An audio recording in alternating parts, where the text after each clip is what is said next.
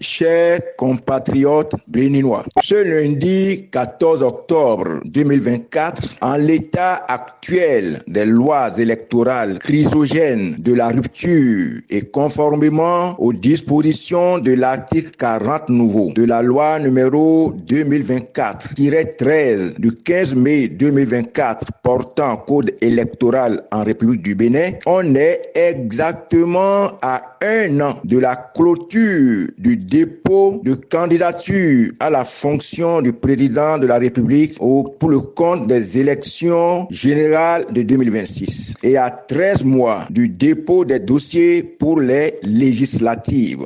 Le silence plat de la classe politique à un an de ces échéances témoigne de la dangerosité du code électoral suffisamment dénoncé par des citoyens lucides et patriotes. Cette psychose paralysante où les politiques attendent l'autorisation de Patrice Talon avant de s'engager face à un peuple indifférent est un terreau fertile pour le troisième mandat de Patrice Talon qui se susurre dans les couloirs du pouvoir.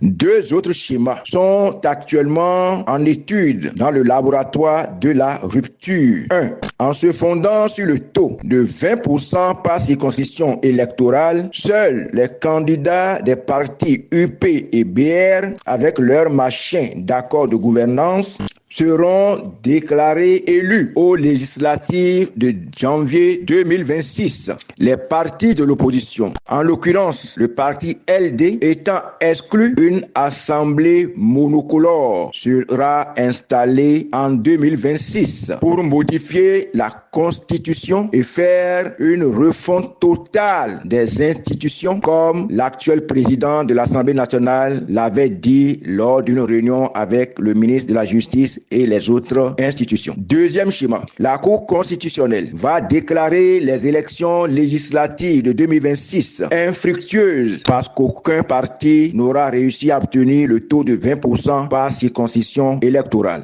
La Cour constitutionnelle va alors autoriser la prorogation du mandat des députés de la 9e mandature, de la 9e législature pour 2 ans, ainsi que le mandat du président Patrice Talon pour 2 ans également. Chers compatriotes, l'avenir du Bénin est sombre. Les lois électorales actuelles sont des poudrières qui vont générer à coup sûr en 2026 des crises politiques et sociales. Enfants du Bénin debout, que Dieu veille sur le Bénin. Lundi 14 octobre 2024, Genotin Agossou Valentin.